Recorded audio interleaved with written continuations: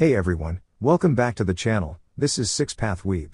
Today, we're diving into an exciting what-if scenario. What if Naruko had a Bankai and clones? Part 2. We're going to explore the possibilities, the battles, and how things could change if her powers went next level. Disclaimer, the content on this channel is purely for entertainment and discussion. I do not own any of the anime footage used in my videos. All rights and credits go to their respective creators and copyright holders. Alright, let's jump right in. Naruko walked into the barracks of a division, her curiosity piqued. She wasn't entirely sure which one it was. Nemu had mentioned it, but her amazement at the small tour through Sarete had drowned out Nemu's voice. "This place is incredible," Naruko exclaimed, eyes wide with wonder. Nemu offered a small nod. "It is a comfortable place to live," she said quietly. Naruko raised an eyebrow at Nemu's calm demeanor, then decided it was best not to comment. She placed her hands behind her head and followed Nemu through the bustling barracks. Around them, Shinigami went about their routines, training, eating, or relaxing. They all wore the standard Shyakushu, a white shirt, black kosode, black hakama, white obi, white tabi, and waraji sandals. Naruko's outfit was similar, except for her unique blue accents, including her shirt, kosode stripes, and hakama. A circular emblem adorned the chest of her outer shirt. "What exactly are we doing here?"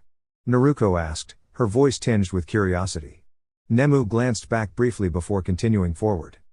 "To assign you a room," Nemu replied with measured calm. Naruko nodded thoughtfully. As they moved through the hall, Naruko noticed a group of Shinigami observing her. She felt a twinge of nervousness but pushed it aside, focusing on the hope that her new room would be private. After a few minutes, they reached a pair of large doors. Nemu stepped forward, but before she could knock, the door swung open. A small girl with cotton candy-colored hair and a Shyakushu appeared, staring at them curiously. "Hello, Nemu," the girl said with a bright smile. Nemu's usually composed expression softened. "Good afternoon, Yachiru-chan," she replied. Yachiru then turned her attention to Naruko, her eyes wide with curiosity. "And who is this?" she asked. Naruko smiled and nodded politely. "This is Naruko Namikaze Uzumaki," Nemu introduced. Naruko gave a quiet frown at the repeated use of her full name. Yachiru's excitement was palpable. "Namikaze and Uzumaki?" she exclaimed. Without hesitation, Yachiru took Naruko's hand and led her into the room. Nemu followed closely, closing the door behind them. Yachiru spoke rapidly to Naruko, so fast that most of it was lost in a blur of sound. At one point, Naruko slipped forward slightly, stopping just in front of a tall, imposing figure holding a bowl. "Hello, Kenny," Yachiru shouted. The man regarded Naruko with a steady gaze, seemingly assessing her. Naruko felt a mixture of awe and nervousness. "Who is this?" the man asked. Standing over 6 feet tall, his presence was commanding, with a muscular build and a unique ensemble including a sleeveless haori and spiky hair adorned with small bells. One eye was covered with an eye patch outlined in gold. "She's a Namikaze," Yachiru announced cheerfully. The man's stern expression softened slightly at the mention of Uzumaki. Naruko felt her cheeks warm as she introduced herself. The tall man chuckled quietly, clearly impressed, though he maintained his composed demeanor. "I am Kenpachi Zaraki, captain of the 11th Division," he said. His voice carried authority, yet there was an unmistakable warmth beneath it. "And I have a feeling you're quite determined." Naruko straightened, meeting his gaze with confidence. She may not have been the strongest yet, but her resolve was clear. After a brief assessment, Kenpachi relaxed, lowering the intensity of his presence. Naruko took the moment to regain her composure. "Captain Commander Yamamoto suggested this division for her," Nemu explained politely. Kenpachi raised an eyebrow, intrigued. "And why does the old commander think she belongs here?" he asked. Naruko handed over a neatly folded sheet of paper with questions for both Kenpachi and Yachiru, which Kenpachi examined with interest. The questions were simple but insightful, asking about the qualities sought in new members, the atmosphere in the division, and advice for recruits. After reading, Kenpachi tossed the paper aside, towering over Naruko. "What makes you think you're ready to join my division?" he asked. Naruko squared her shoulders. "I want to learn, train hard, and eventually become strong enough to contribute." Kenpachi let out a low, amused chuckle. "A year, you say? That sounds like a challenge." "I'm ready for it," Naruko said confidently. Her determination shone through, and even Kenpachi's usually stern demeanor softened with a faint smile. Nemu interjected gently, Naruko should be shown to her room so she can rest. Let her stay here if she wishes, Kenpachi said nonchalantly. Naruko looked between Nemu and Yachiru, grateful for their support. Thank you, Nemu said. She led Naruko out, and Yachiru watched her go. She's going to be a remarkable member, Yachiru remarked with a bright smile. Kenpachi's chuckle followed her observation, a small glimmer of pride in his expression. Namikaze, he muttered quietly, a name that now carried new significance. Naruko's body trembled slightly with unease as she sat in her seat. Her eyes darted to every movement in the room, alert for Nemu to arrive. Just moments ago, she had been in the 11th Division barracks, and now it felt as if she had stepped into a place completely unfamiliar, almost overwhelming. Naruko? Ah! Naruko jumped, nearly losing her balance, when Nemu called her name. She took a deep breath, steadying herself, and followed Nemu through the building, past the waiting area. The hallways were lined with strange instruments, glowing devices, and glass containers filled with mysterious substances. Everything looked highly advanced but slightly intimidating. Nemu! Where is my experiment? A commanding voice echoed through the corridor, startling Naruko. It sounded sharp and commanding, though not unkind. Nemu led her through another doorway and stopped before a peculiar man. The man's appearance was unusual, almost like an artistic design. His face was painted with white and black patterns, and his eyes shone a striking golden color. He wore a large scarf and a white hat, and every movement seemed precise, deliberate, almost mechanical. He's right here, father, Nemu said. Naruko glanced from Nemu to the man, puzzled. Father? She asked softly, but the man paid her question no mind. He gestured for Nemu to step aside. You're in the way, Nemu. Please assist me by bringing my instrument. Naruko's hands tensed slightly, unsure of what would come next. She instinctively took a step back, though her feet soon met the wall behind her. Calm down, child, the man said, noticing her reaction. I'm only preparing for a test, nothing harmful. This will take only a short while. He retrieved a pen-like device from a nearby table and held it gently in front of her eye. A soft light flickered from it. Naruko blinked in surprise at the sudden brightness. Keep your eyes open. It will be quicker this way, he instructed. Naruko complied cautiously. After examining both her eyes, he clicked the device off and set it aside. The work on your seal was not precise. Who performed it? He asked. It was someone named Orochimaru, Nemu responded carefully. I was speaking to her, not you, he said sharply. Nemu looked down, and Naruko felt a flicker of concern for her friend. She stayed silent, observing the interaction. Your current condition shows improvement, though. My work will help enhance your abilities, he continued. Follow me. Naruko allowed herself to be guided through several rooms until they reached a space lit by a single bright overhead light. A table stood in the center.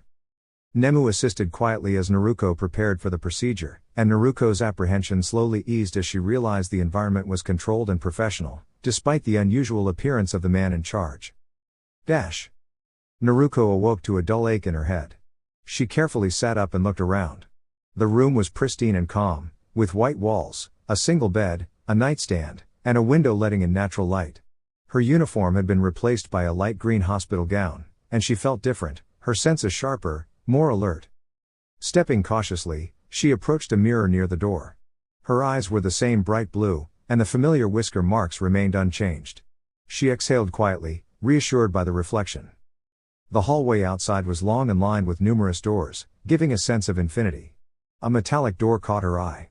She stepped through, feeling the soft carpet beneath her feet, and noticed two buttons beside the door, up and down arrows.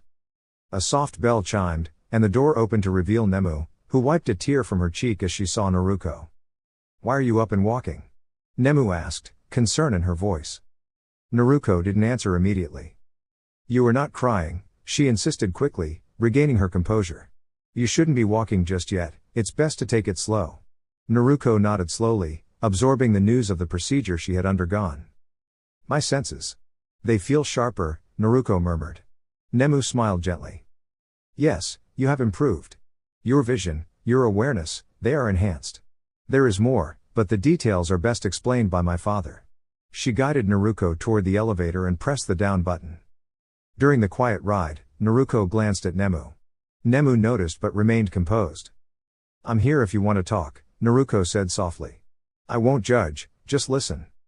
Nemu nodded appreciatively, and soon they arrived at the laboratory. So, you're awake, Mayuri said, glancing up from his work. Naruko's hands tightened slightly at her sides as she approached cautiously. I feel different, Naruko said.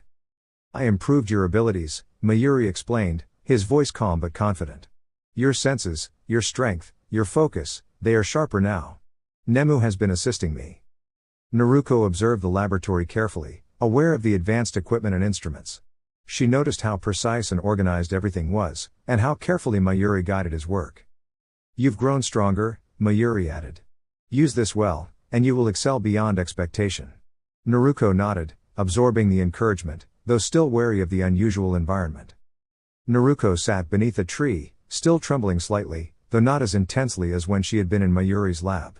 She didn't fully understand why she had panicked there or why her body had reacted the way it did, but she felt relieved to be far away from that unsettling place. During the episode, Naruko had noticed that her movements had become unusually fluid and precise, her vision sharper, and her senses heightened. She couldn't be certain what Mayuri had done, but somehow, she felt a small spark of gratitude for the strange changes. Suddenly, she heard rustling behind her and held her breath, hoping it wasn't Mayuri or Nemu coming to find her. She turned in time to see a young man with red hair tied in a ponytail spring from the bushes. He wore a Shinigami uniform. Who are you? Naruko asked cautiously. The man blinked at her. Who am I? And who are you? He countered. I asked first, Naruko replied with a small frown.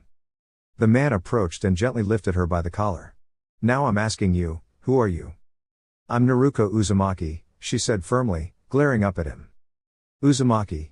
That sounds familiar, he murmured, releasing her. Naruko landed on her feet and adjusted her stance, brushing herself off. And you are? She asked. My name is Renji Abarai, he replied. But tell me, what are you doing here? I was just trying to get away from someone rather frightening, Naruko explained as she started to walk away.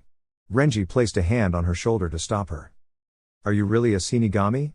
He asked, curiosity evident. Naruko nodded, removing his hand with a swift motion. Renji watched her leave, a thoughtful smile on his face. Interesting kid, he murmured before moving on. Why is everyone so unusual here?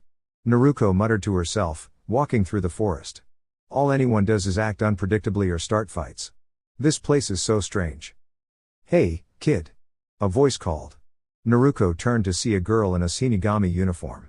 She had pale skin, violet eyes, and black hair with a single strand that always fell between her eyes. Have you seen a boy around here? Red hair? She asked. Naruko pointed in the direction she had come from. Thanks. The girl said cheerfully, ruffling Naruko's hair before running off. Renji. She called out, and Naruko shook her head.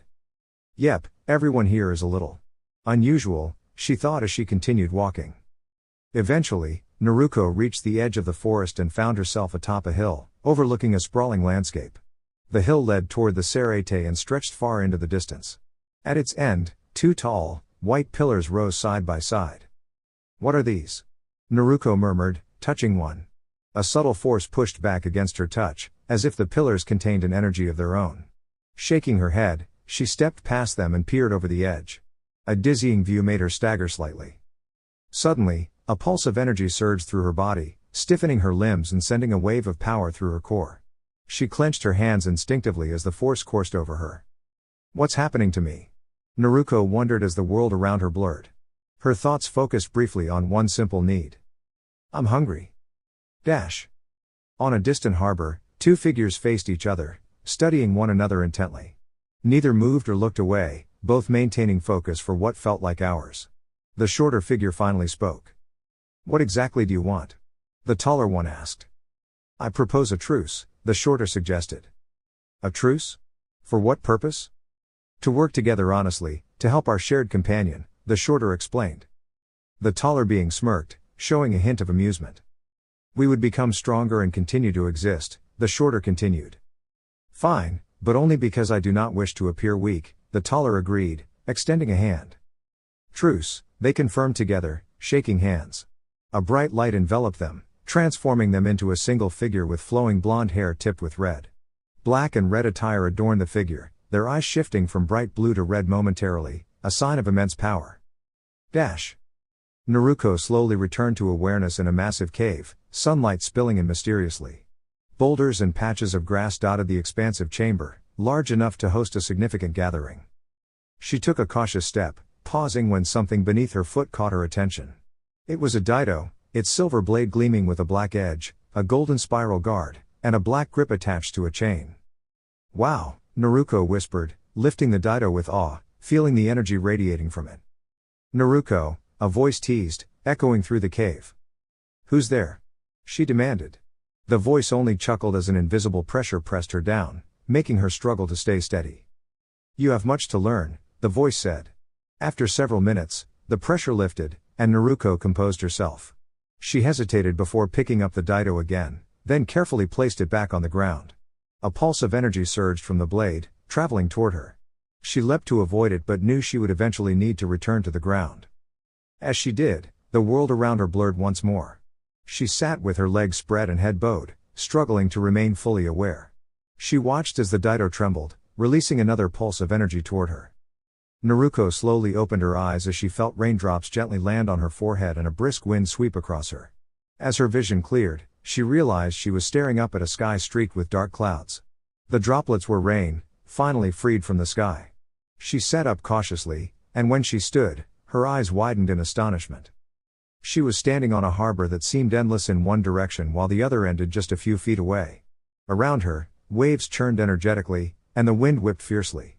Thunder rumbled in the distance, and near the horizon, whirlpools swirled rapidly. Where am I?" she asked aloud, though no one answered. A flash of yellow caught her eye, and when she turned, she saw a figure behind her. A person with blonde hair tipped in red, a black mask covering the lower half of their face, and striking blue eyes with slit pupils stared at her. Their black trench coat flapped violently in the wind, yet they seemed entirely composed. Naruko could tell they were smiling by the slight lift of the mask. "Who are you?" she asked, trying to keep her voice steady. The figure moved beneath the mask, but no sound followed. Naruko frowned. "What?" she asked again. The figure repeated the gesture, still silently. Naruko stepped closer, trying to make sense of the situation. Towering over her, the figure simply watched as she approached. "Why won't you tell me your name?" Naruko asked, and the figure shook their head slowly. "It doesn't work that way," the figure finally said, and Naruko took a step back. "That voice. It sounds familiar," she whispered. "I am here to help," the figure said, and another gust of wind swept past them. This time, only Naruko was affected, nearly toppling over. The figure quickly reached out, steadying her by the collar. Surprised by their speed, she watched as they returned her to the harbor and let go. "How old are you?" the figure asked. Naruko hesitated before answering. 8, she replied softly. The figure's eyes softened from an impassive gaze to one of concern. "You're very young," they said gently. Naruko raised an eyebrow, sensing an unspoken familiarity in the figure. "Yeah, well, I guess I still have a lot to learn," she said with a small smile, and the figure nodded knowingly. Naruko's eyes widened as realization struck. "I remember now. You're the voice from earlier." Without hesitation, the figure nodded. "Yes, that was me," they confirmed. Naruko relaxed slightly but still studied the figure curiously. "So, what did you mean when you said I have much to learn?" she asked.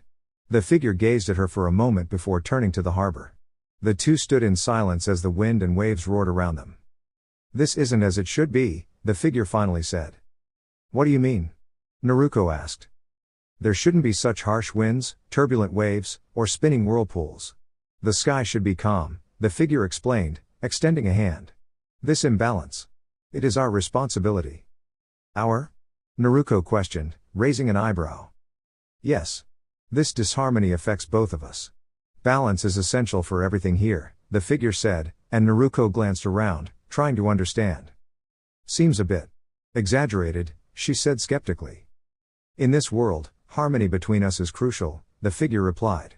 Then, with surprising gentleness, they lifted Naruko off the harbor slightly, holding her at eye level. "I am serious. If you wish to become a Shinigami, you will need to trust and work with me," they said, earning a slow nod from Naruko, still amazed by the display. "I am the spirit of your Zanpakuto, the companion you will rely on in your training.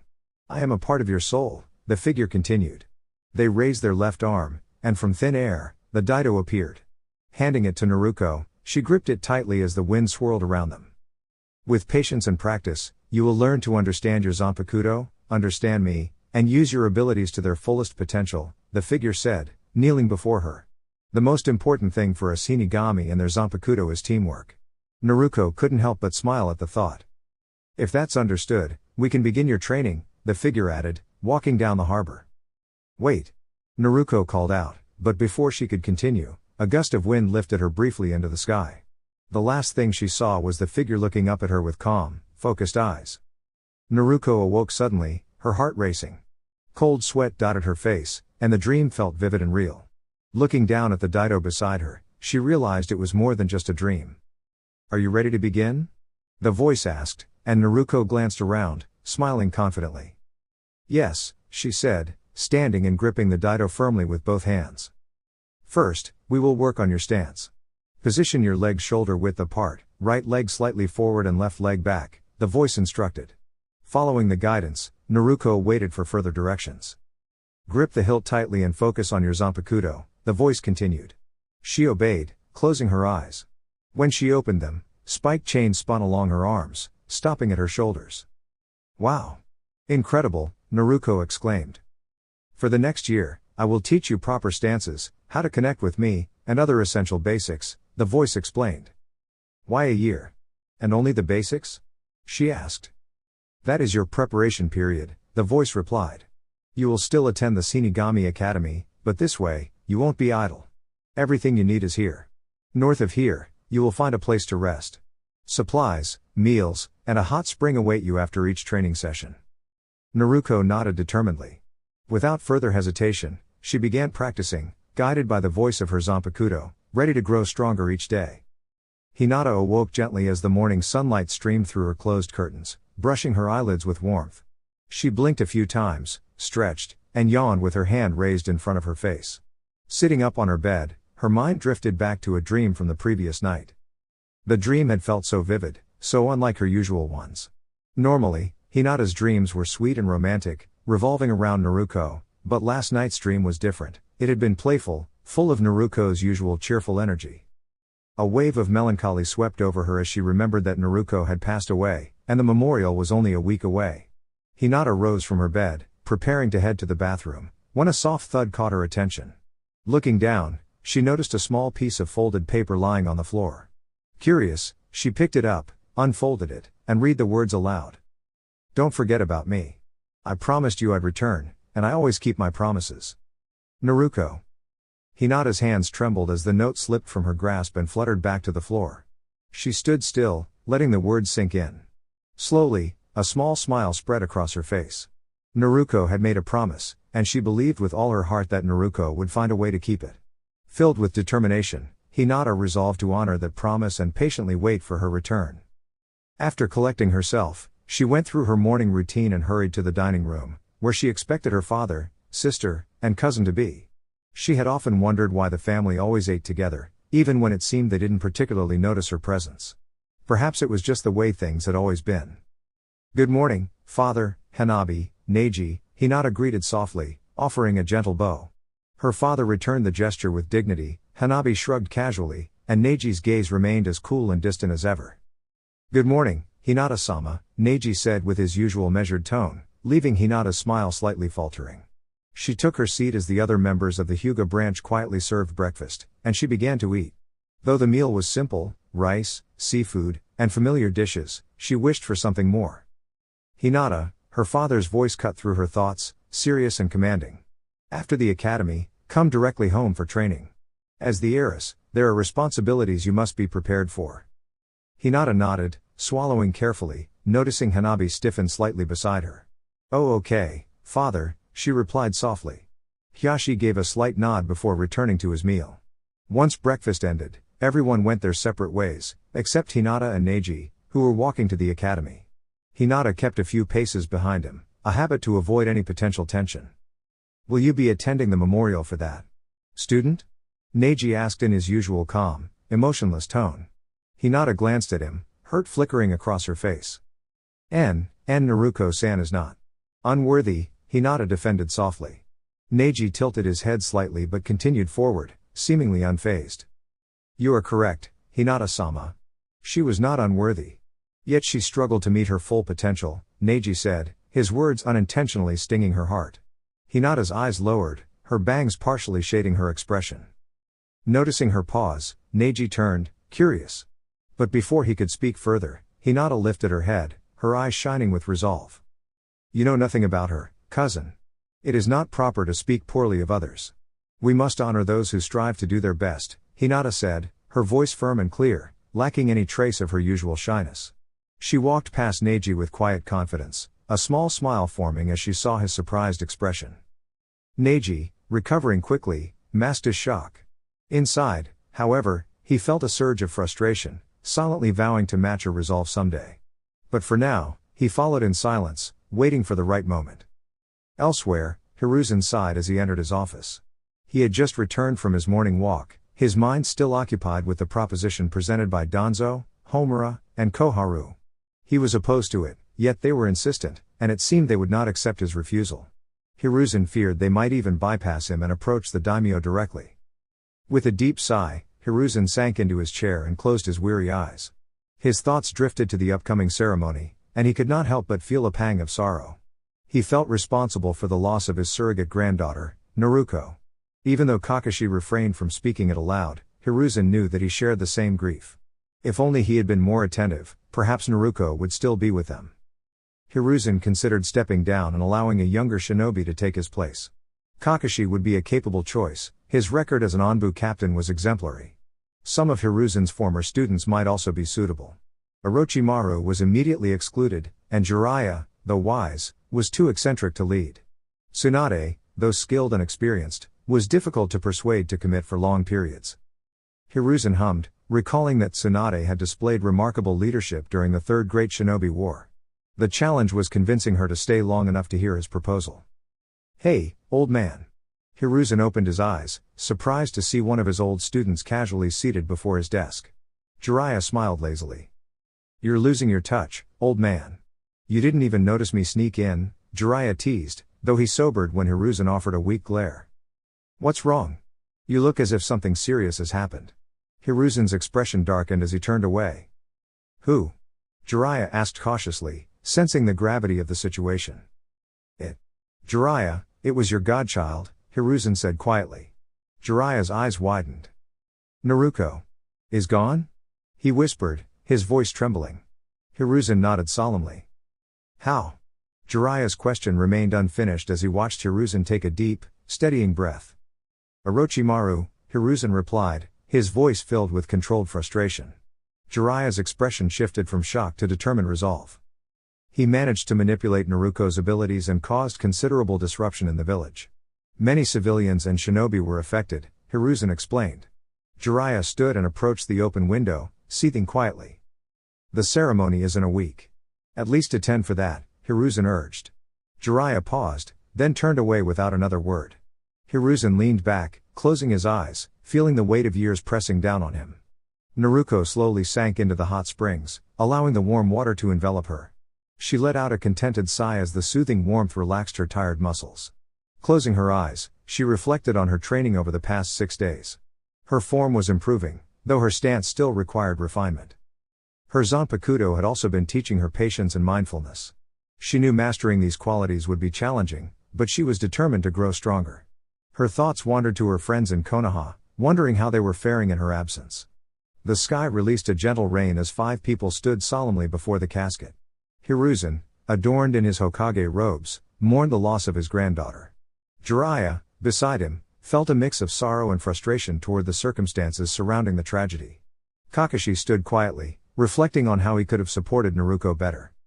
Tsunade, accompanied by Shizune, carried a quiet regret, remembering the times she could have been there for Naruko. She had once shared in Kushina's joy during her pregnancy and now wished she had stayed to help.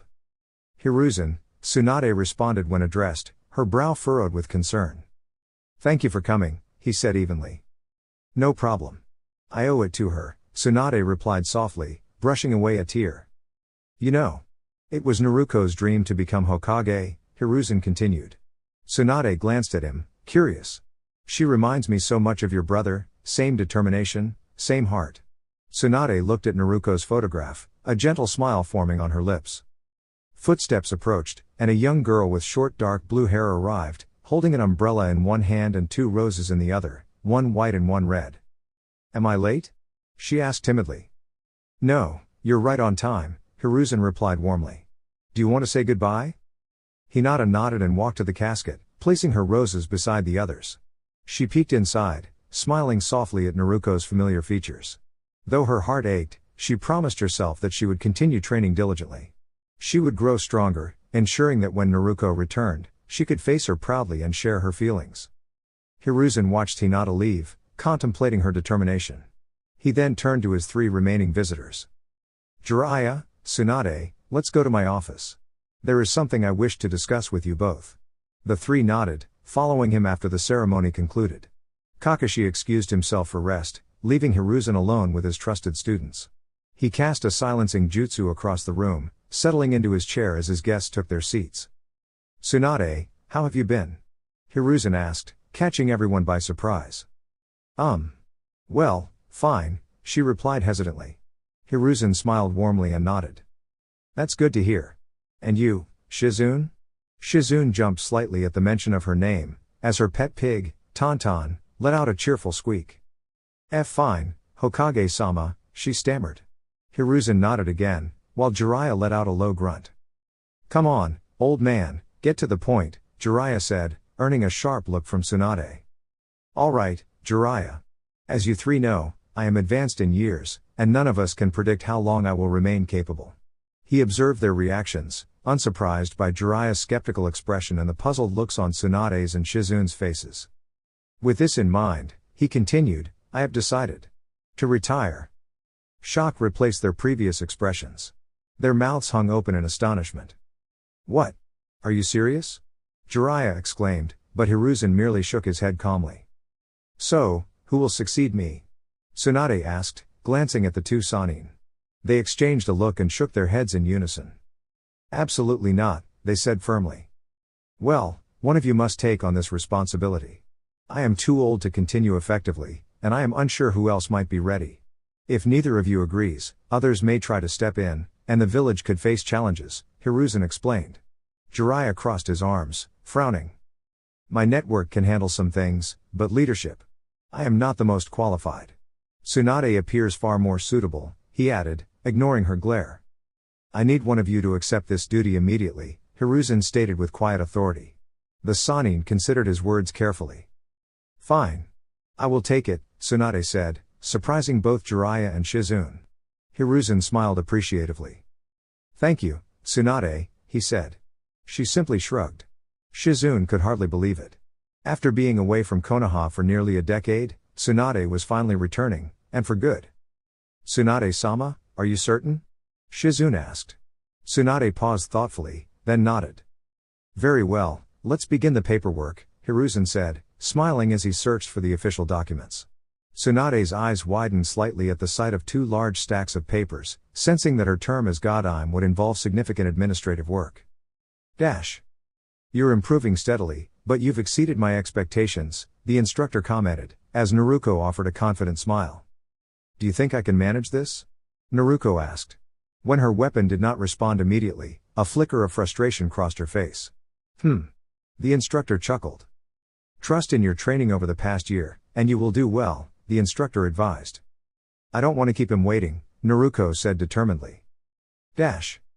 Kenpachi stood in the center of the dojo, waiting. He was uncertain if Naruko would appear, given her absence over the past year, but he remained indifferent. He simply wanted to resolve the training challenge. Surrounding him were members of his division, including Nemu, who was curious to see Naruko in action. Whispers rippled through the assembly until the entrance doors creaked open. A hooded figure entered slowly. Kenpachi's eyes widened slightly as a confident grin appeared on his face. Nemu was surprised but composed herself.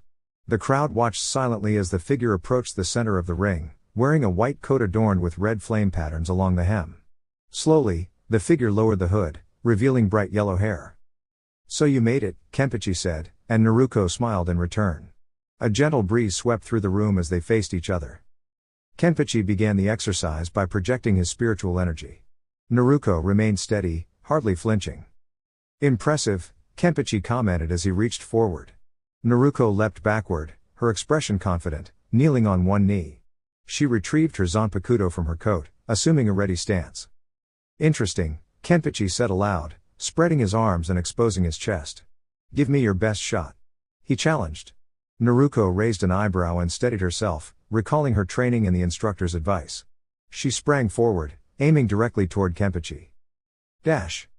A gentle sigh escaped a woman as she entered the 11th Division barracks.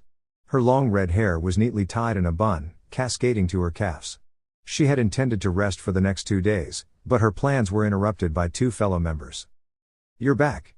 One of them exclaimed. The red-haired woman smiled tiredly and waved. Suki, Satoshi, what brings you two together? She asked. Both blushed, then Suki looked back up. I came to welcome you after your year-long mission in Kurerai town, Suki said, and the woman smiled warmly. Thank you, she said, embracing her friend. And I'm here to inform you about the ongoing challenge Kenpachi is in right now, Satoshi added. Who's the challenger this time? She asked. Suki looked away, while Satoshi smiled. Word is she is of Namikaze and Uzumaki heritage, Satoshi replied. In a blink, she moved to the roofless dojo, arriving just in time to see the crowd gathered around the ring. Her eyes widened as she saw the figure poised above Kenpachi. It was her daughter. She gasped, her heart racing, as Naruko brought her zanpakuto down in a swift, precise strike. Sparks and dust swirled in the air, and the spectators felt the intensity of her energy. The cut was controlled and shallow, but it clearly demonstrated Naruko's skill. A fox-like smile appeared on Naruko's face as she returned to her ready stance, poised for the next move. Dear YouTube family. That's a wrap for today. Don't forget to like, share, and subscribe, you won't want to miss what's next. Thank you. 6 Path Weeb.